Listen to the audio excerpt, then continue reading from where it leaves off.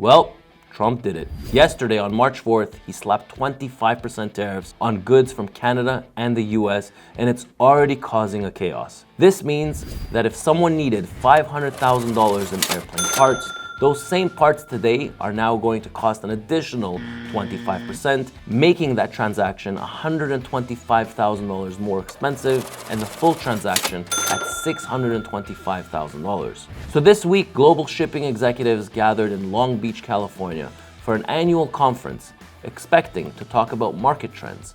Instead, they were thrown into crisis mode after President Trump imposed 25% tariffs on goods from Mexico and Canada, plus a 10% tariff on China. This move shook up global trade, causing fears of a recession, higher prices, and major supply chain problems.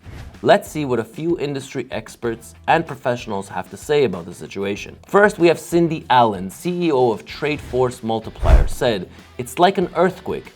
You try to prepare, but when it hits huge. It's a shock."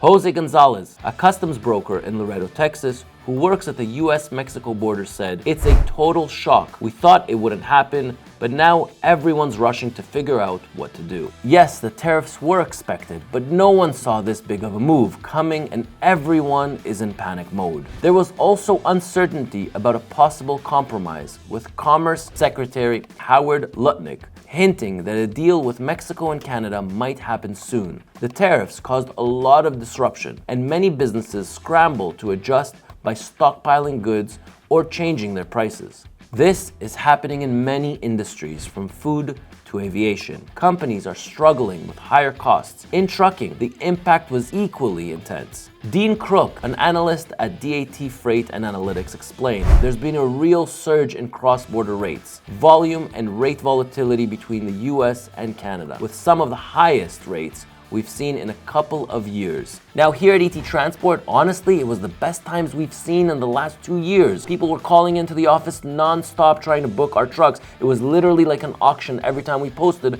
a truck in the US or even a truck in Canada. Usually we have it on one end, not both ends. So all the Canadians were trying to ship out all their product into the US before March 4th. And all the US manufacturing plants were trying to ship their goods into Canada before March 4th also. So you had a surge and uptick in rates both in Canada and in the US in the open market. Now, trucking companies were hit hard with the cost of imports going up, making rates spike. Miguel Gomez, CEO of Grupo Fleet Mexico, said, "We don't have many ways to cut costs. If this keeps going, we might have to let some people go." Global trade is going through a challenging period right now, and businesses must remain calm, plan ahead, and adapt quickly. While the tariffs have caused disruption, major disruptions, over the next week, we're going to see how much damage it's actually going to do in the cross-border trade. Those who stay patient and strategize will emerge stronger. Experts emphasize that the importance of staying focused rather than reacting to panic. The only problem is you don't know what to expect, what's going to happen, how much of the trade is going to stop happening between Canada and the US, and the same thing from the US into Canada. What do you think will happen next? Will businesses adjust?